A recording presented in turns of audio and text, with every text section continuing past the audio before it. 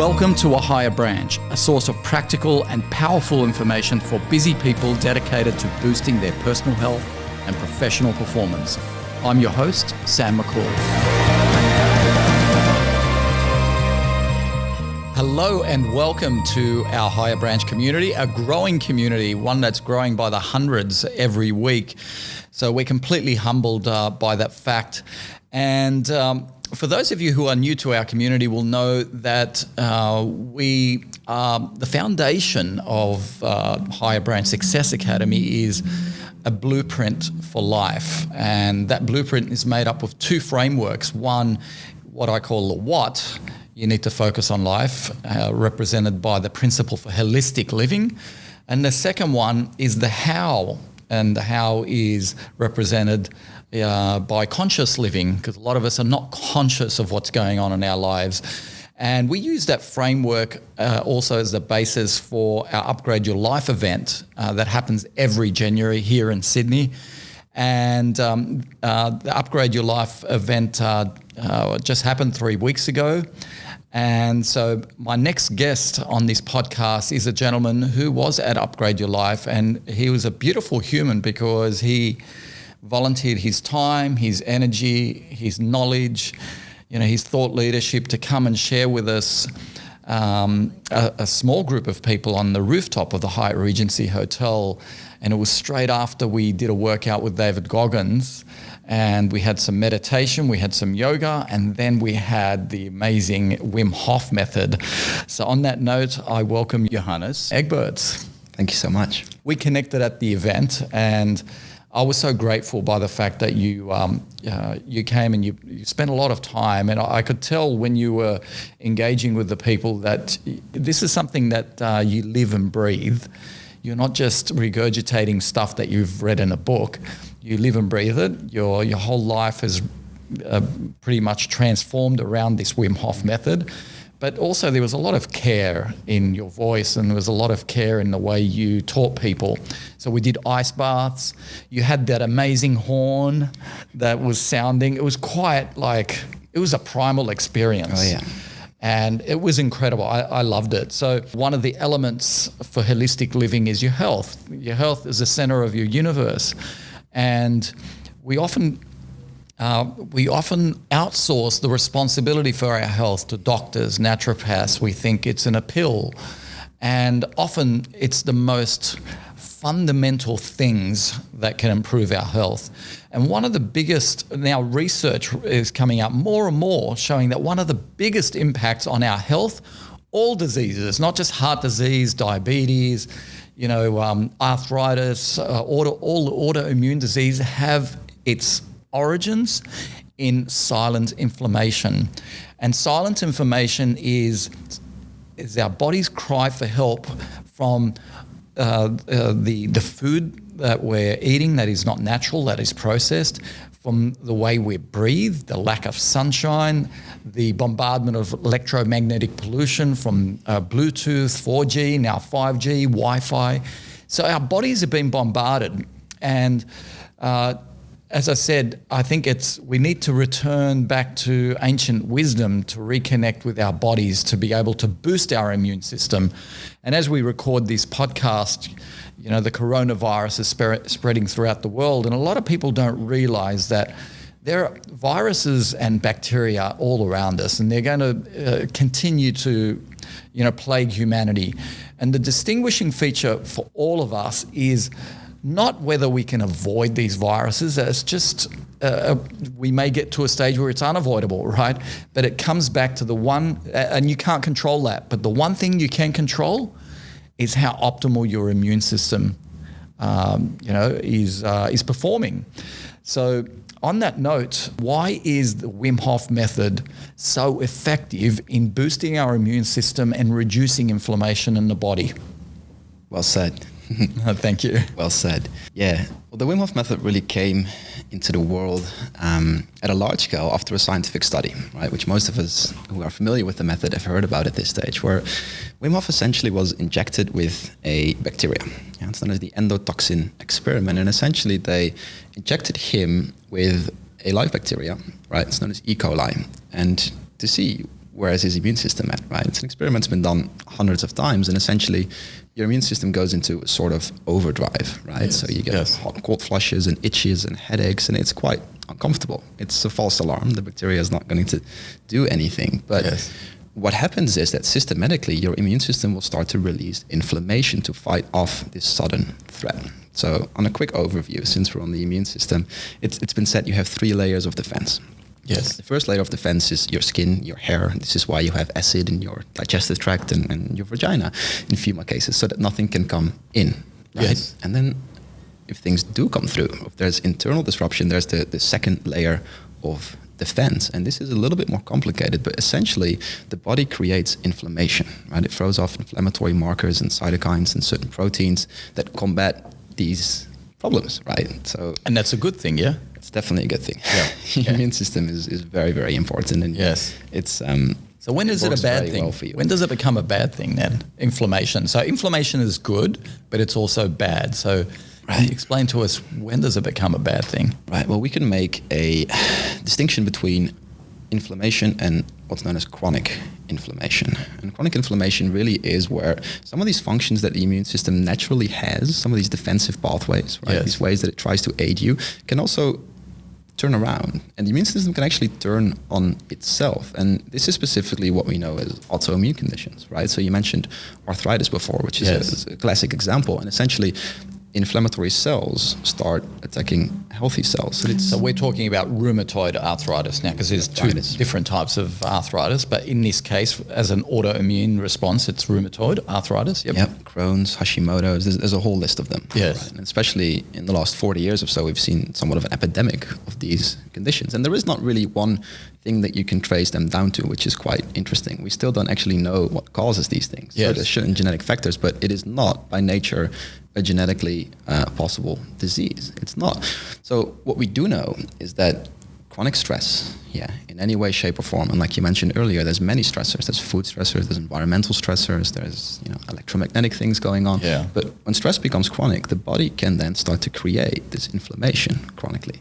Right. And then in effect, it can turn on itself. So for example, with arthritis, you have cortisol, which is one of the stress hormones that starts to wear the body out, right? It ulcerates the intestines. It starts to actually eat up the bone tissue and the joints, but also if chronically alleviated, it creates inflammation. High levels of cortisol create inflammation, and that then can actually start attacking the body from the inside out. So this immune system, which is absolutely your friend and very important, can almost turn on itself out of confusion, right? Out of confusion. And what's then so interesting is back to this experiment where they injected Wim Hof with this bacteria. He showed essentially that he could actually almost modulate some of these inflammatory markers by using his breathing technique and his focusing method, right? So he showed that he had control over his autonomic nervous system in this way. So by doing a particular breathing technique, right, by using his particular method, he was able to almost control his autonomic nervous system, right, as a causative effect, and then downregulate some of these levels of inflammation. And it's quite complex as to how it works, but it shows us a lot of insight into what might be going on here and what might be useful as well in some of these conditions. So just recently, a couple of weeks ago, they released the first specific study in the Netherlands that was done on people with an autoimmune condition. And it showed that what was proved in the original study was that acute activation of the autonomic nervous system in this way by doing the breathing technique can lower acute inflammatory responses, right? Which was interesting. This study actually took it one level further and showed that it also works in lowering chronic levels of inflammation. And that's the dangerous type of inflammation. Acute is a response that's needed by the body to kill off bacteria or viruses. So it's when it lingers and it stays. That's what we call silent inflammation in the system that kills us slowly over time. Yeah. Mm-hmm. Okay. So that's really powerful. So going back then to Wim Hof. For those for the listeners who don't know who he is, just in like 30 to 60 seconds, can you tell us, first of all, why he created this method? Was it by accident? Did he do it for himself?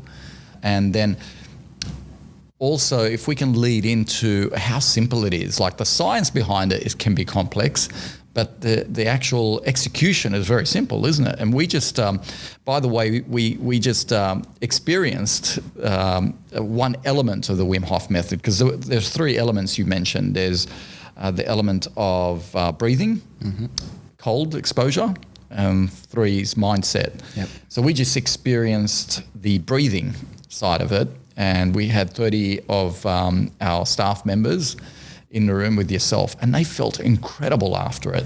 So, our staff are paralegals. They're sitting all day. They're, internalizing their stress.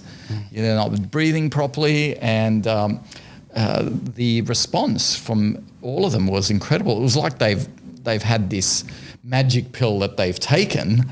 Has just completely recalibrated their body chemistry. They could breathe deeper. They were happier. They were all smiling. And they felt a lot more relaxed. I think one of the common, you asked everyone for their word, how they felt after it, and the common one was calm, at peace, and relaxed. Yeah.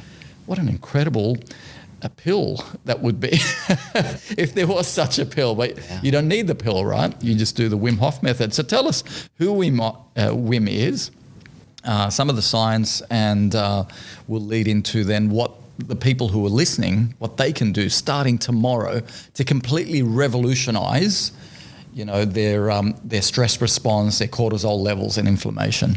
Absolutely. Wim Hof from the Netherlands, like myself, said at age 17 he felt drawn towards cold water. Just one day to the next had to submerge himself in this frozen lake, right? And found some sort of strength within, but also some sort of truth within. And he has developed this into a practice of environmental conditioning. So Wim has been living this stuff for over 4 decades, and he has obtained somewhat of a mastery over his own body and physiology, which we in the scientific world are just yet catching up to how and what and why. But really he has gone out there and experimented, and he's been his own guinea pig. Now, he's known as the Iceman. Some of you may have heard that before. He's broken over 26 Guinness World Book records, and most things related to extremes, right? The longest ice bath, and swim under ice, and climb mountains in a pair of shorts, and run marathons in the desert without drinking water, and the list just goes on and on. But also, about 10 years ago, putting himself as a guinea pig in the scientific world. So actually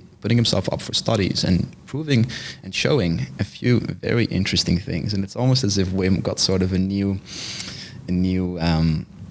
vice in his step, and he went almost in this missionary approach, right? Believing that he could really help the world, and by teaching people what he had learned through his own process. Because he says that anyone can do this. Anyone can do it. So anyone that's listening now, don't think that this guy has some special powers.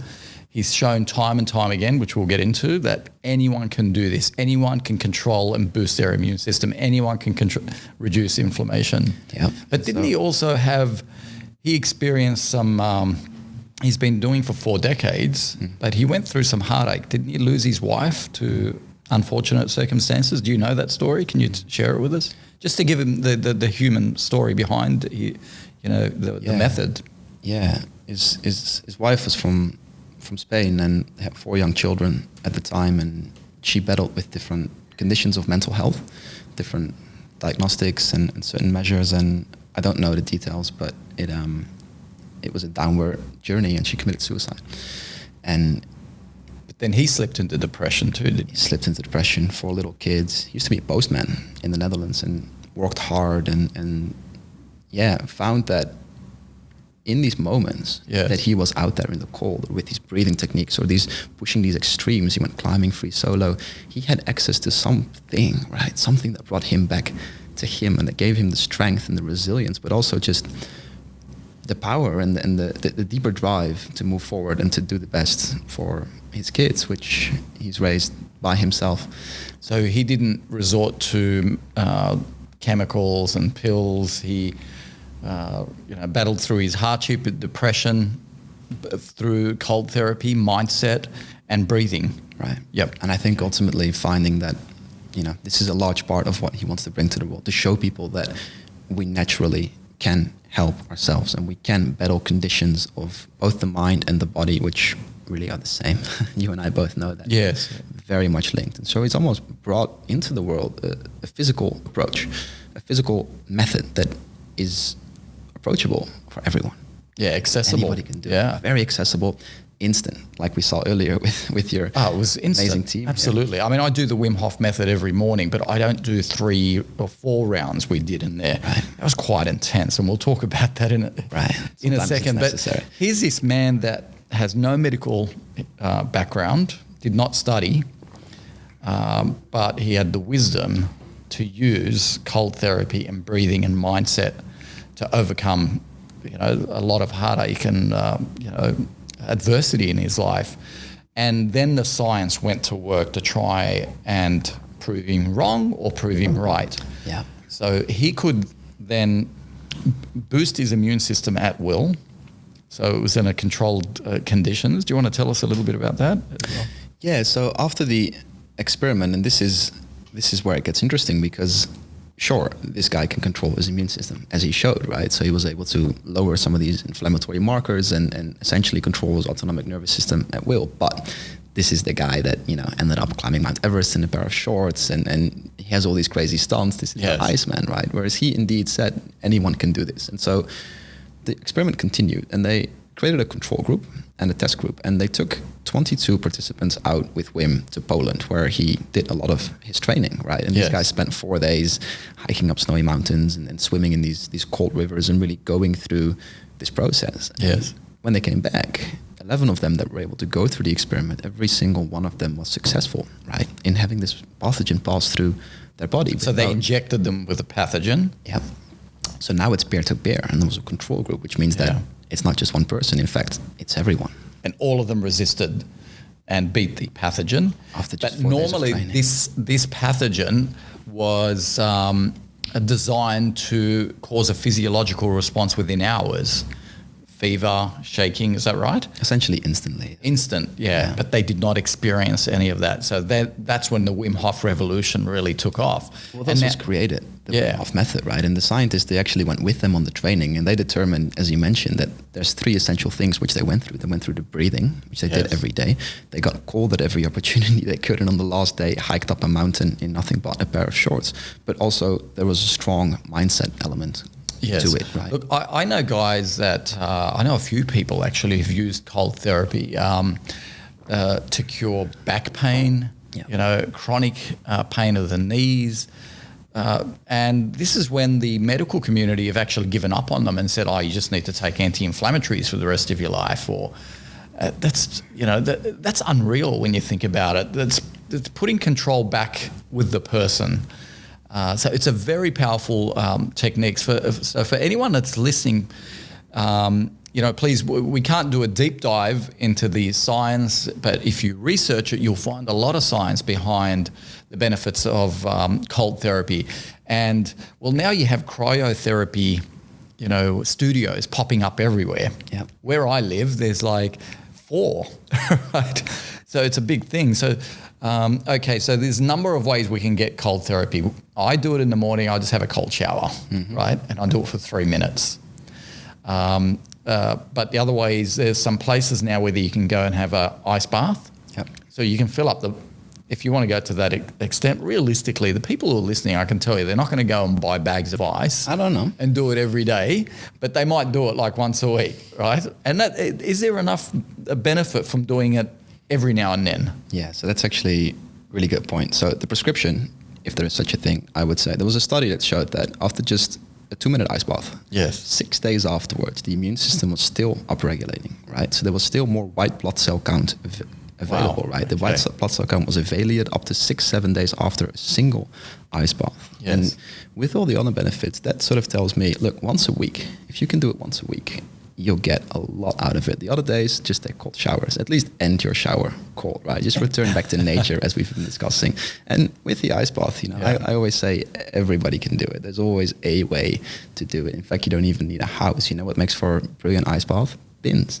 So once they empty the bins, you fill them up with some water. You get 4 bags from there's a servo or a petrol station or a supermarket near you. Put the ice in, and there you go. Yeah, well, if you guys listening go to ahigherbranch.com, you'll see a highlights video from the event, and there was, about 10 seconds where we scanned the people in these big tubs. Yeah.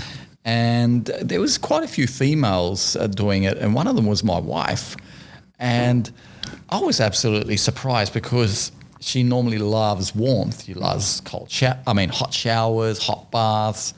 You know, whenever we go to Europe, we stop over in Dubai for a couple of days, and she's like outside in 45 degrees going, oh, this is beautiful. And I think, oh my God, it's like an oven out there. Yeah. So, but she said that, she did it with a smile on her face, and she did it for the full 3 minutes. And she felt fantastic for days after that. Beautiful. It's truly amazing. And so we're seeing a lot more of these places pop up that are offering ice baths. There's one in Sydney called Shelter, which offer not just ice baths, but saunas. Now, is there anything else you wanted to talk about with ice baths or cold therapy? Yeah, I would encourage everyone to try it as well. And really the nice thing about the ice bath is, which I think you touched on just briefly there, is like you can go to a cryotherapy studio. My first real exposure to this in a conscious way, there was some unconscious exposure, and there was some exposure which wasn't by choice in the past, but was to go to a cryotherapy studio. Right? This is about 4 years ago, and walking into this big chamber of minus 120 degrees and just having to stand there, right, and having to sort of bear it, right. How long did you do that for? It was about 2.5 minutes. Yeah. Is it really intense? It's quite intense. Now I went to a cryotherapy studio again recently. I recommend it for people when you're dealing with something very specific, especially physical condition. It tends to just go a little bit deeper, but the nice thing about the ice bath is that it's got a very strong mental component to it as well.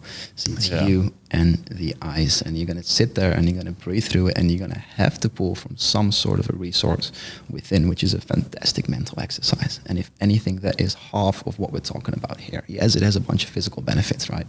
Athletes have known about it for years. In fact, a friend of mine, a professor, did a study on all Olympians, right? All Olympic athletes in Australia, and looked at their training protocols, their regimes, their recovery things, what they did, right? And found that every single discipline did ice baths, right? Or some form of cold exposure recovery. Yes. Questioned them further and why and how long and what for, and said that what they all reported, what they all noted was, the physical benefits are great, but it helped them deal with the stress of being a high performer, right? It helped them mentally cope better, deal with stress more effectively. And I think that is a large part of the magic. Not only have we shown that it directly works against inflammation, which is, one of the main causes of depression, right? And mental conditions. So it certainly uplifts mood, undoubtedly, but it helps you deal with the modern world better, right? It brings you closer within, and it gives you that strength, that resilience. And it doesn't matter what you do, whether you're a landscaper or a banker or a lawyer or a beautician, if you have a job that's stressful and that if you have the objective to be the best in your industry, to be a peak performer, then this is one thing that you can use. If you are alive in the modern world, you are going to deal with stress. Yeah, absolutely. Good, bad is, not to put stress into one cage, but you better find a way to have it. And it seems that the people who are dealing with modern day stresses the most are the ones that are mentally tough. So ice baths help you become mentally tough, and that lifts your performance. So this is natural selection in action, isn't it? Really, that's actually an interesting way of looking at it. But consciously choosing your stress. Right? Yes. I think that's a very interesting perspective. Do you choose your stress? Because if not, your stress will choose you. It is simply inevitable, right? Things will come and throw you off. It is the absolute nature of life. In fact, stress is the nature of life, right? Yes. Some of it helps us grow, some of it works against us. But if you're one step ahead, right, and if you put yourself into, whether it's a routine or it's a place or a community where there are positive stresses that you do learn to deal with, I think that's what resiliency is, right? And I think that's ultimately what it's about, is like preventative medicine, right, which is a very complicated topic, but in effect, the more you can do to keep yourself up there, to keep yourself open, growing, and in balance, the more resilient you are, because there will be things outside of your control that come and rock your boat, right? But if you rock your own boat just a little bit every day, I think that's very powerful. I love it. That's and nothing good comes in life, unless you put in the work. Right. Everything that's good is tough. Right. Yeah, right? And we're seeing. I was just talking about the science earlier, and there's a funny chemical called dynorphin. Dynorphin, yeah. Yep. And what dynorphin is, it's a chemical, it looks like a little ball, and it rolls and it picks up endorphins. So dynorphin is what makes you more susceptible to endorphins, right? Endorphins are your feel-good hormones. Yes. Right? All the nice little positive ones, which we search for so desperately with the Instagram and the, masturbation and the food and the porn, all the and little exercise things. Exercise as well, lots of positive things that bring it out too, right? But what's been shown is that anytime you go through something quite challenging, right? Anytime you go through something where you have to sort of find your place within, you then release dynorphin. Yeah, so dysphoria causes euphoria. And here's a scientific method that shows it. So each time you go through an ice bath, you release this dynorphin, which afterwards gives you this payback, this reward. Same with the sauna. You go into a sauna, you sit there, and your heart goes up, you're elevated, you're stressed, your breathing's restricted. Then you get out and you get a hit, right? Absolutely. This. Breathing, same thing. There's periods in there in breath work where you have to sit through the stress, and it helps you, it pays you back, right? That's really, really powerful. Look, we talked about the benefits of the Wim Hof method and those 3 pillars to reduce inflammation. But if you don't have inflammation, if you're listening and thinking, well, I don't have any health issues, it's also a very powerful way to extend your life. So a lot of research now is showing that a whole heap of protocols all working together can help you live 40 years more than the average age. So the average age now is 80, but they're saying it's humanly possible now to live to 120, utilizing a number of protocols, not just, proper breathing, stress management, cryotherapy or, cold exposure or saunas, eating well, exercising, meditation. You can achieve that. 40 years. That's a huge payback, right? It's huge. It's huge. It's a choice, is what I would also put there. There's so many people that don't choose and that choose to let life be the way it is. And I think it's fascinating to see through my personal line of work. Why do you think that's so? Why do you think? I have no idea. I suppose you're not a psychologist, but... I'm not, but conditioning plays a large role. And also just acceptance, right? And what you get put on your plate and what you accept and what you choose. But I just know from personal experiences, and I've seen this time and time again, is people that come in to do work with me, right? Whether it's doing these climbs in the mountains, whether it's just going through a day of learning a little bit more about physiology and perhaps taking an ice bath and putting yourself through those kind of challenges, is you can choose every single day. I have an 84-year-old on my retreat last year in New Zealand who just really, really wanted to try the Wim Hof method and wanted to overcome the cold because he'd never done it, and he was so fascinated by it, right? And this guy at the end of the retreat spent 7 minutes by himself in this river, and the river was flowing and it was strong and it was cold, and he just sat there, and towards the end of it he came out with a big smile and he says, wow. And that was just enough. And the compounding effect of that choice, I mean, to me, that is youth, right? It's that flexibility of response, but it's also that being able to choose that, right? Do you choose new experiences, or do you just... I mean, he didn't have to leave his garden and his little home in the mountains. He didn't have to come there, but he wanted to find something more. And I think that just embodies so much. I love that, And, when you talked about him in the stream or the river, bathing in that cold, I've been to New Zealand when it was not summer, but not winter either, and I've experienced that coldness, and it's different to cryotherapy. Absolutely. I've done cryotherapy and I've only done it for a minute, but there is energy in that stream. It's flowing. Right? It's like the difference between eating a blueberry or taking an antioxidant, right? There's life force in the blueberry, and I think there's a life force in that stream. So that's why I prefer cold showers or ice baths over cryotherapy, because it's natural.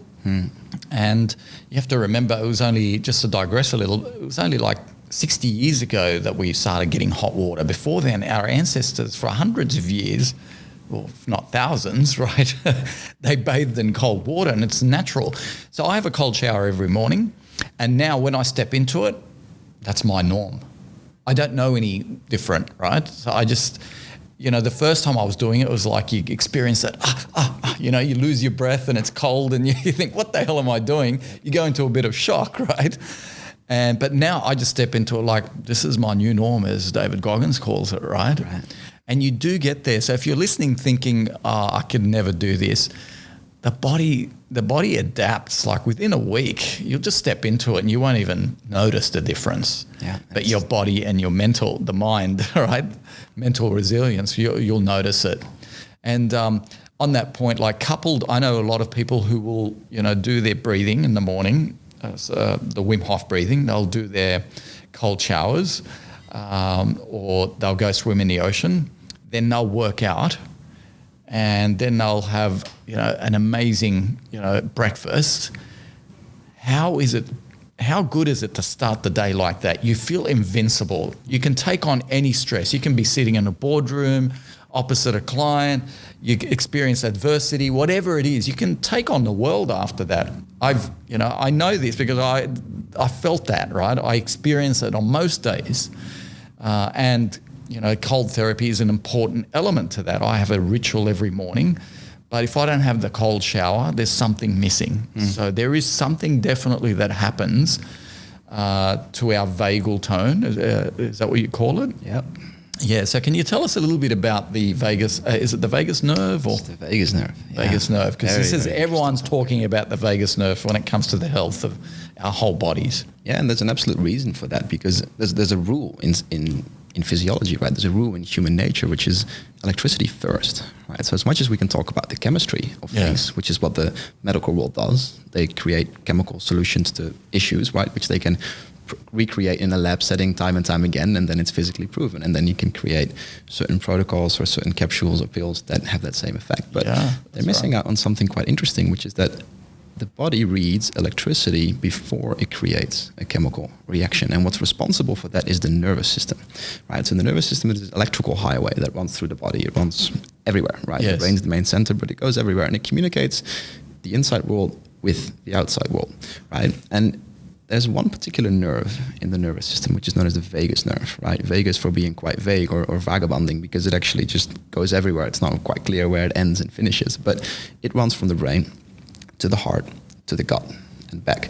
And it is also responsible for the communication between those. And what the vagus nerve does is it has a certain vagal tone, and it regulates your state. So it will read information, and it has a certain tone to it, and then it will give you an outcome because of that. And most of us are familiar with the states of parasympathetic and orthosympathetic or sympathetic, right? So the parasympathetic is a relaxed state? Rest, digest, but also rejuvenation, regeneration, recovery. They all happen. Slow down aging. In the parasympathetic state. Healing, health, essentially. And also communication, digestion.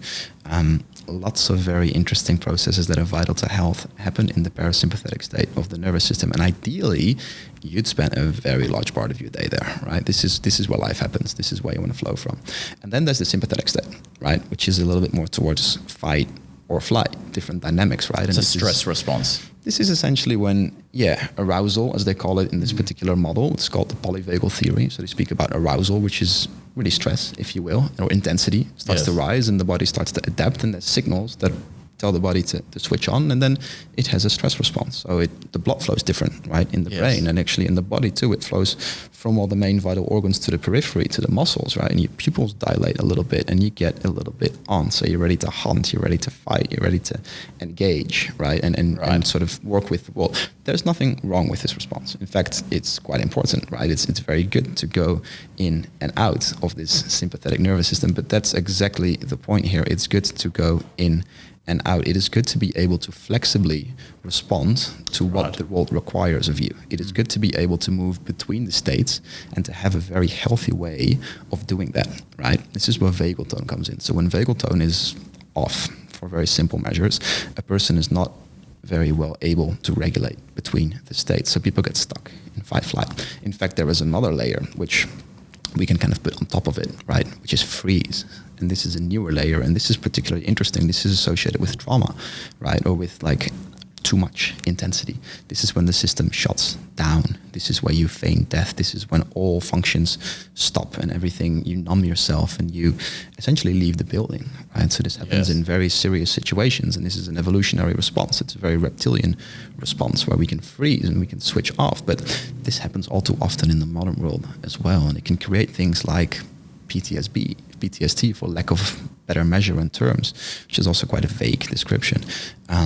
But you move between these states naturally, and this happens unconsciously. This is your ANS, your autonomic nervous system, is the regulation between these states. And what's mainly responsible for that is the vagus nerve, right? So the vagus nerve creates a certain vagal tone. And you mentioned earlier you went and tested it. I tested it myself too. And a really good measure for it is heart rate variability, which has become quite a well-known modern agent, right? All athletes use it these days, and it's a really cool thing. So you got rings, and you got earplugs, and you got belts and different things you can wear to measure your heart rate variability, and it can show you how you respond to stress. So essentially, it shows you how adaptive, how variable your heart rate is, therefore moving between the nervous systems to adapt to certain situations. Now, what happens, and I personally have had to work a lot on this, and most people that come see me that I work with, I can recognize certain patterns. It's that we get stuck in fight flight, or we get easily triggered, or we don't have the ability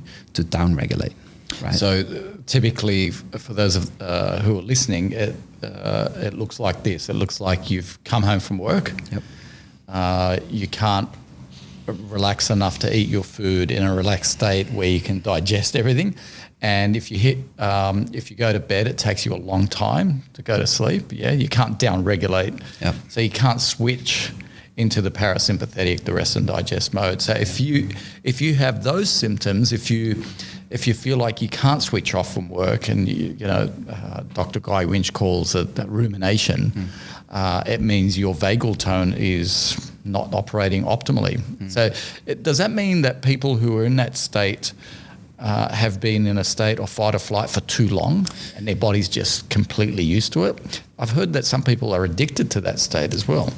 It can indeed be a form of, not a conscious form, but it can be a form of an addiction or a recreation of certain patterns, right? Yeah. Both psychological and neurological, even to the free state, right? There's certain chemicals that get released that are associated with it that can be pleasurable, yes. right? But ultimately, so the field of this knowledge, which it expands into, which is what I'm very intrigued by, is psychoneuroimmunology. So this is the science between psychology, right? The psyche, neurology, the nervous system, and then endocrinology, hormones that are associated with it, but ultimately immunology, right? It's one word, psychoneuroendocrine immunology. It's an amazing word.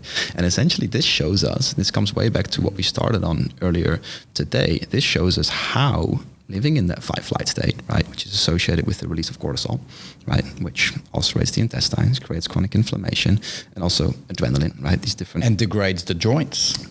Leading to arthritis, Cortisol is good.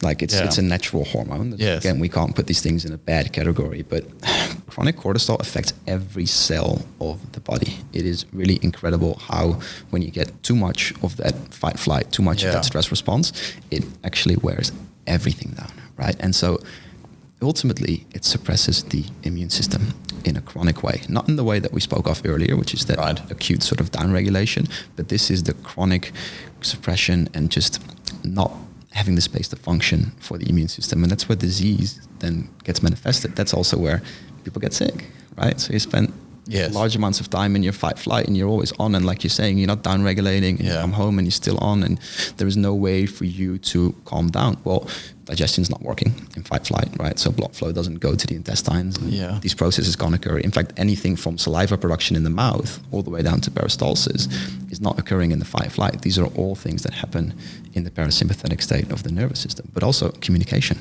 right? And empathy, compassion, all these things that are absolutely vital to having a healthy psyche, which again, they all the cascade, right? Dissipate.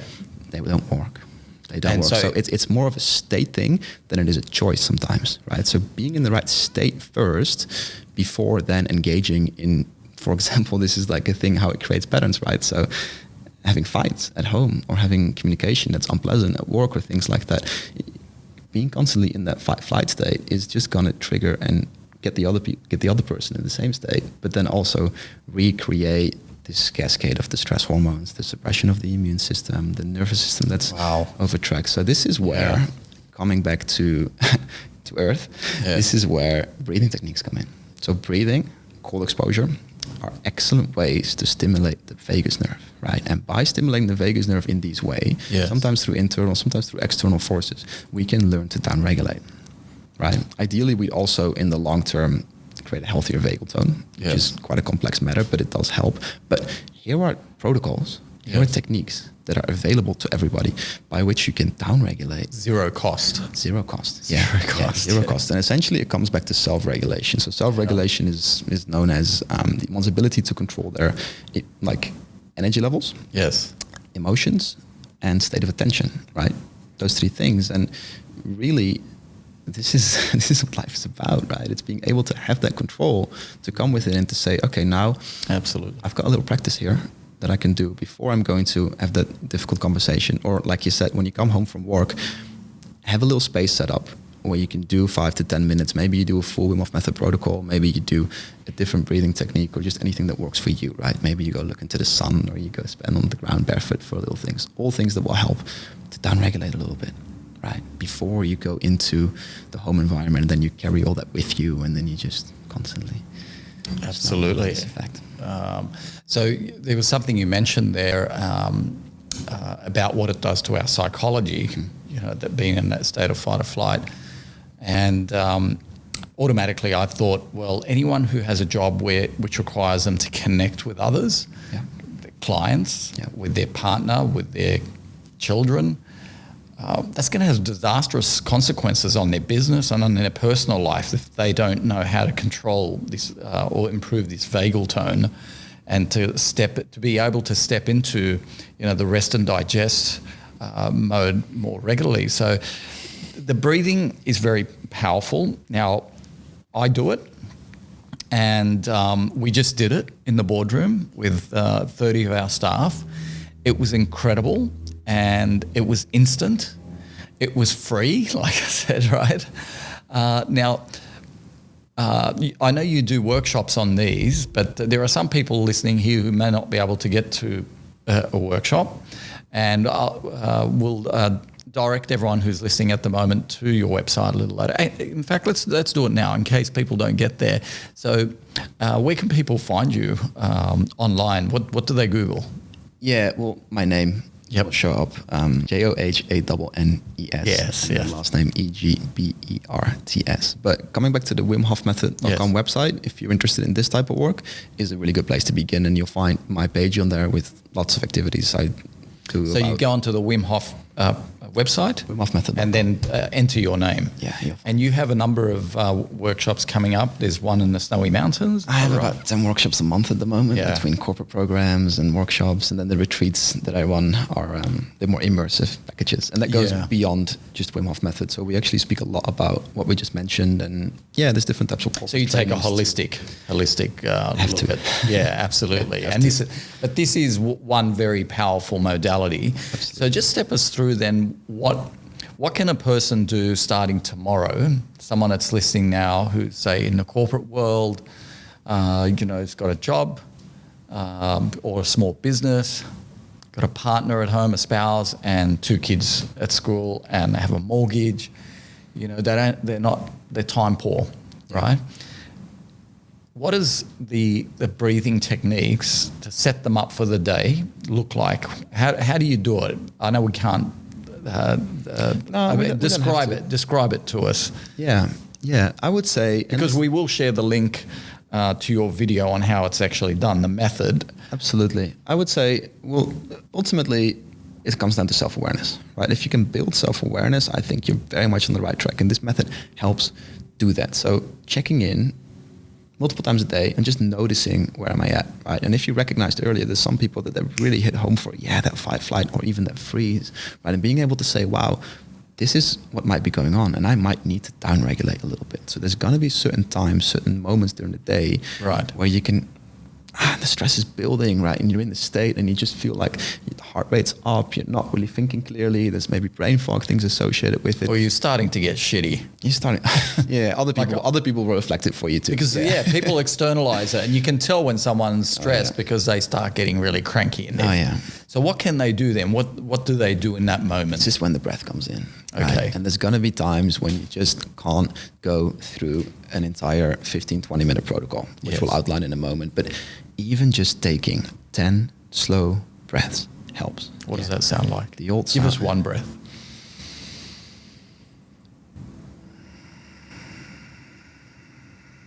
Okay. So it's just slow in, slow out. Exhale. Exhale. Exhale. The exhale is where the magic's at. The exhale is the parasympathetic trigger. So slowing the breath I did not know that. Okay, so it's the exhale. Inhale, sympathetic, heart rate up. Exhale, parasympathetic. slow down. So anytime you focus on the exhale, you are slowing down. And this can be done in the middle of a presentation when your heart's up and when things are going on. You can always focus on that slow exhale. So that's your worst case scenario. Now, an amazing protocol, an amazing simping protocol that's been proven multiple times over. This 5 minutes of this reduced cortisol, right? We've been talking about by 25%. 5 minutes. And that could be the difference between rest and digest. And if you ask me, it could be the difference between life and death. But it makes that's a significant number. To your cells in that moment, it is life and death. Yeah. That's right. And that is 5 seconds in, 5 seconds out. It couldn't be more simple. It is known as the therapeutic zone of breathing, where things are in balance. Do you hold the breath in between? Or no? 5 seconds in, 5 seconds out. It can be a little halt. So it has to be a bit slower than what I just did. Okay. Yeah. So 2, 3, 4, 5, and 3. And if you find that pattern, if you slow it down like that, the body will follow, right? Now, we have an amazing technique. Yeah, we have this Wim Hof method technique that's been formed just through this beautiful process of intuitiveness, yet scientific understanding, and it has been shown to downregulate. And I know for myself, this is the one thing that will always get me back into my place. So this is next level breathing. This isn't like 5 seconds in, 5 seconds out. That's like the basic, You can do that for 2 minutes and you have an immediate response. So anyone starting out and they think, I'm not going to do the Wim Hof and 5 seconds in, because sometimes, that can be your mantra. Yeah. 5 seconds in, 5 seconds out. That's the sweet spot.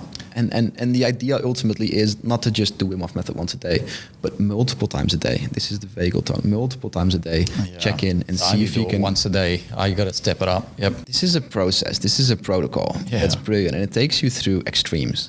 But ultimately, what it's actually been shown, and I've tracked this multiple times, is that you can lower your heart rate. You can access a parasympathetic state of the nervous system by going through the Wim Hof method protocol, which is made up of a series of different techniques. It's actually very simple. Yeah. Deep breathing and breath holds, right? Brilliantly placed, all in effect triggering that eventual parasympathetic response. It will take you about 15 minutes, maybe 20 max, and it will always bring you back down, right? How long does it last for then after you've done it? I think it depends on what you do afterwards. I think you can immediately go back in, and sometimes that's what you have to do, right? Yeah. You go back into life and you get thrown into the whirlwind again, but at least you've been at the eye of the hurricane for a moment and you remember and you know that there is a center that you can touch, right? Yes. And sometimes that's just a magic, and then maybe, hey, it picks back up. But as you outlined earlier, it opens up your respiratory system, physically, physiologically, and maybe even psychologically. You're able to breathe better and calmer. You can breathe deeper afterwards. Yeah. You don't realize you're breathing shallow until you do the Wim Hof, and then after it, you breathe and you think, oh, I'm breathing deeper from the belly, and it's a very different state. More access, and that in effect, doing that in the morning. I like lunch breaks. I really like Wim Hof method during lunch breaks. Why? Because as we spoke of earlier, it is not the right place to eat when you're in this sympathetic drive, when you've been working, when you're focused, when you're smashing it, which is very important, right? Yes. Flow state also happens between that sympathetic nervous system, you need activation, but it is not the right time to eat. So in those moments, maybe lay down or go outside, go for a walk, find a nice place, and just go through a breathing protocol, right? Yes. Do the Wim Hof method, do the 5 seconds in, 5 seconds out, do box breathing. There's many different little protocols. So box breathing is 4 seconds in, hold for 4 seconds, 4 seconds out, hold for 4 seconds. Yeah, protocol like used in Navy SEAL The Navy training. SEALs do that, don't they? Snipers, so it's where you... Why do they do that? Use the holds. It obviously works, so... again, it's a very quick way to rebalance, to restabilize the breathing, but also to find access to that parasympathetic nervous system. So no matter how far off you are, the idea is that by using that protocol, and the more often you do this, the better the response gets. Yes. Right? So the more flexible you get. So you want to really make it a habit. You can tone back down. So after you've had a big training session, perhaps, really important that you don't just jump right into the next thing and stress up, right? Take a couple moments to take those breaths, right? That's a very important point, because what I found is when I do training sessions, team training or gym training, or after that, when I hit work again, keep going, and I realized that I was putting my body under one stress, but then I kept putting under a different stress. So you need that gap in between, where between the workout and the work in at work, you need that time, and the breath is the easiest way to do that. Again. This is exactly the awareness that I was talking about. So this is you finding that for yourself by being so self-aware, and therefore creating those little breaks, and ultimately then creating better pathways to go through this thing. So indeed, after doing the big workout session, maybe just having a moment of nice communication. So human interaction is also associated with the parasympathetic nervous system. So socializing. Touch, eye gazing, right? Anytime we read each other and we actually have a moment of calm is a really good way to bring you down, right? That's interesting, because my wife tells me I'm most relaxed when I socialize. She said, whenever you go out and you socialize, you always come back so relaxed. Right. So there's a scientific reason for that. The thing I keep saying, and the thing I started saying this when I started teaching this practice 2 years ago, was isolation causes inflammation. Right. Ultimately, a lot of the problems that we face, a lot of the ways that our body, right, the psychoneuroimmunology, all the different terminology, it's very much associated with isolation. That's a very realizing important that point. We need the tribal influence, but we need true human connection to function, to walk through problems, for our bodies to be healthy. And this framework for the nervous system is just another thing that proves that, right? Yes. The parasympathetic state of the nervous system comes from that being with other human beings and truly being there, right? Not on the phone, no. The nervous system, electricity. The electricity. There's an energy transference between humans. It's happening right now. Yeah, and that's why I love what you're doing, because you're creating a tribe as well. So when you do your retreats, there is that human interaction, and there's that community. So we are not just, learning how to breathe. We're not just improving our health through breathing or through cold therapy, but it's socializing, and that's why it's one of the pillars, you remember, that I mentioned out of the 8 areas of life, or the 8 trees of life, as I used the metaphor. One of those areas is friendship. Friendship stimulates a fundamental human need for belonging. And that's where socializing is, right? When you socialize with friends, you feel like you belong. And Dr. Guy Winch, if you recall, mentioned that isolation is more deadly for you than smoking, than high blood pressure, high cholesterol. That's... I believe that. That's really, these are the experts telling us that. Socializing is super critical. So if you're listening and you're thinking for the first time, what is Sam talking about? If you head over to www.ahigherbranch, that's ahigherbranch.com, you'll see the framework, one of our frameworks. And have a look at that framework. It's represented by 8 circles. And this is super powerful stuff. If you're a person that is going through any hardship, whatever it may be, or any adversity or any pain, a lot of people suffer from chronic pain, for injuries or what have you. The protocols that we're going through now are super important. Don't dismiss them. Don't think, it's just as easy to go to the doctor, take out my Medicare card, get a pill and pop it. Don't rely on popping pills. Taking control of your life. And I think what you said is the operative word, and that is be conscious. It's that self-awareness, which is an important principle for our academy. Holistic living and conscious living. Be conscious of what you're doing, every decision you're making throughout the day. What you eat, what you do for the next minute is within your control if you decide that. And so I urge everyone to actually make a conscious decision to use breath work, to use cold therapy, and the third pillar, which perhaps if we have some time we can get into actually right now, is the mindset training as well. And if you want to know more about this, as I said, that just Google it and you'll get a lot of information there. Let me tell you, it's very, very powerful. And don't ever think that you're too busy to look up this stuff, to educate yourself, to do it. Look, I run 2 businesses, I'm around the clock, and I consider myself a busy person, but I still make the time because your immune system and your state of health is super critical.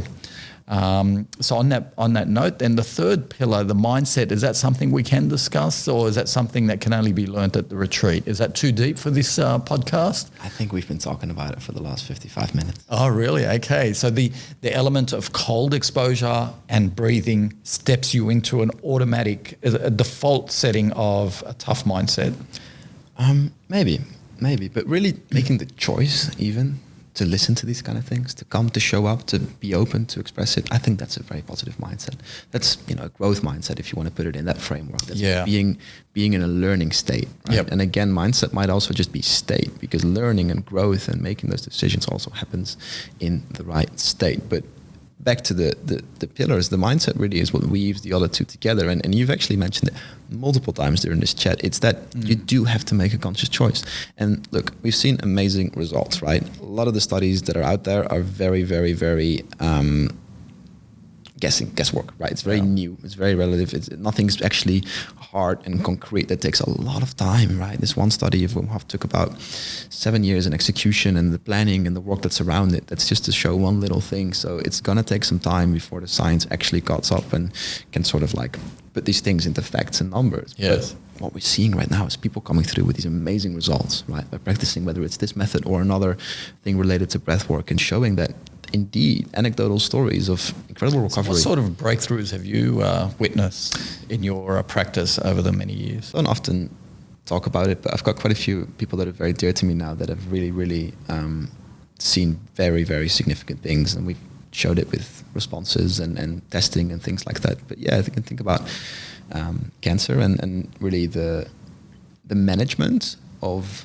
that particular treatment. So it's quite interesting, right? Because when you think about chemotherapy, it's an amazing suppressant of the immune system, right? Yes. So someone will go through really, really periods of weakness, and your immune system can just flare up and give off these little responses and things like that. So you can think about itches and rashes and things like that. So here you have a protocol that can help you not only work through that, right? So not only down some of those negative side effects, which is where it begins. Yes. And then the community steps in, and then the work continues, and then maybe some of the mindset practicals kicks in, and then all of a sudden you have someone in full-blown recovery from a stage 4, right, who's just shining, smiling, connected, there, and you sit there going, well, what happened?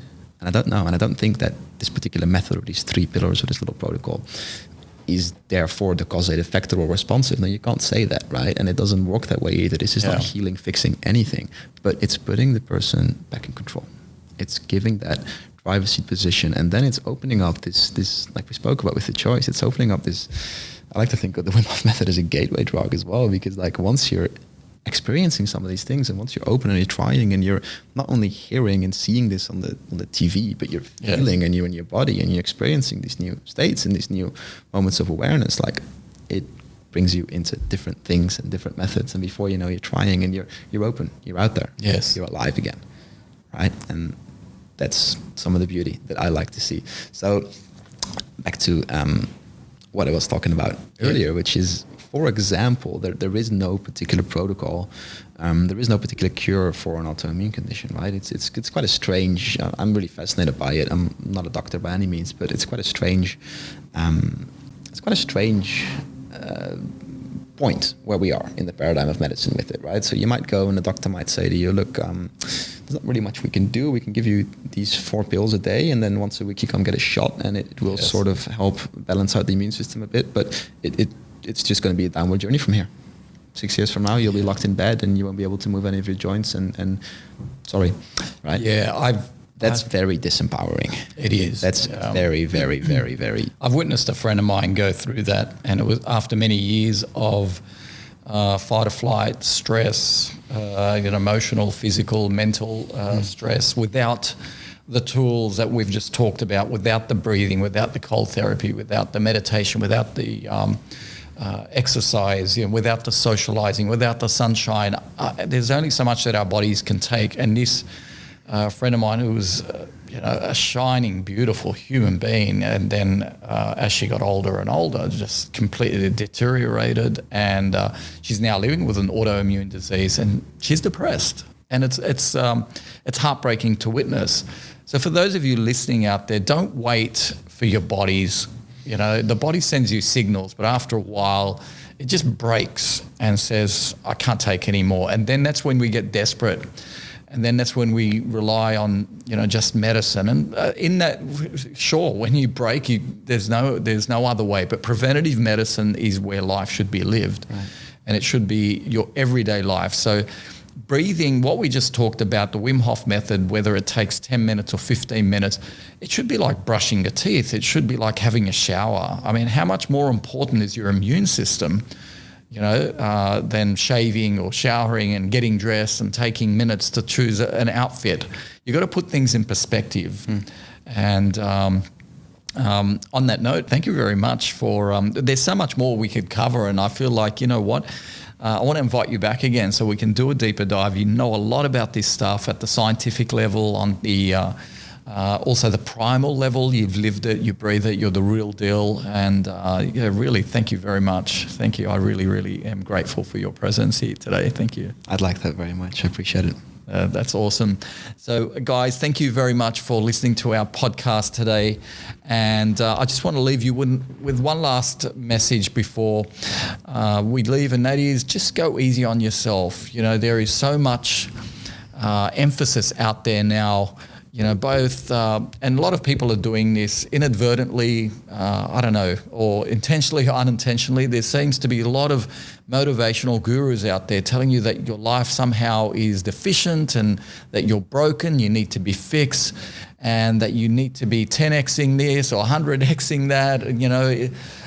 Just go easy on yourself. Just the most beautiful things that'll give you the best health is, the simple things. It's breathing, it's spending time in sunshine with family. So ambition is okay, but I feel like ambition has gone wild at the moment, and we're just too hard on ourselves.